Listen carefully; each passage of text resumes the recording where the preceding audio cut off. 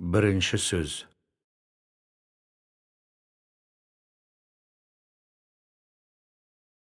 Бұл жасқа келгенше жақсы өткіздік пе, жаман өткіздік пе, әйтеуір бірталай өмірімізді өткіздік. Алыстық, жұлыстық, айтыстық, тартыстық, әурешілікті көре-көре келдік. Енді жер ортасы жасқа келдік. Қажыдық, жалықтық, қылып жүрген ісіміздің баянсызын, байлаусызын көрдік. Бәрі қоршылық екенін білдік. Ал енді қалған өмірімізді қайтып, не қылып өткіземіз? Соны таба алмай, өзім де қайранмын. Ел бағу? Жоқ. Елге бағым жоқ. Бағусыз дертке ұшырайын деген кісі бақпаса, не албыртқан, көңілі басылмаған жастар бағамын демесе, бізді Құдай сақтасын. Мал бағу? Жоқ, баға алмаймын. Балалар өздеріне керегінше өздері бағар.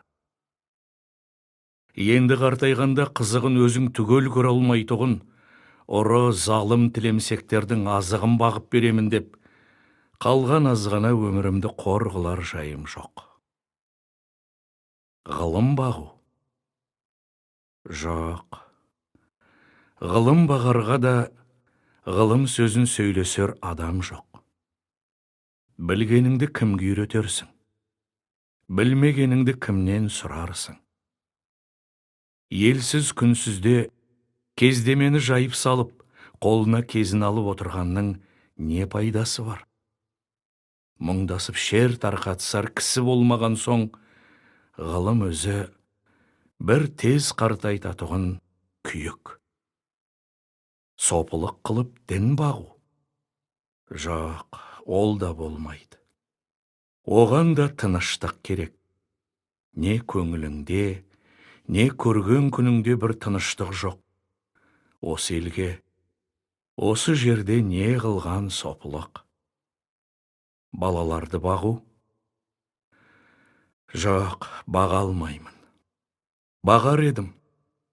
Қалайша бағудың мәнісін де білмеймін. Не болсын деп бағам? Қай елге қосайын? Қай қарекетке қосайын? Балаларымның өзіне ілгері өмірінің, білімінің пайдасын тыныштықпенен көрерлік орын тапқаным жоқ. Қайда бар, не қыл дерімді біле алмай отырмын. Не бол деп бағам? Оны да ермек қыла алмадым. Ақыры ойладым. Осы ойыма келген нәрселерді қағазға жаза берейін. Ақ қағаз бен қара сияны ермек қылайын. Кім-кім ішінен керекті сөз тапса, жазып алсын, я оқысын. Керегі жоқ десе, өз сөзім өзімдікі дедім де, ақыры осыған байладым. Енді мұнан басқа ешбір жұмысым жоқ.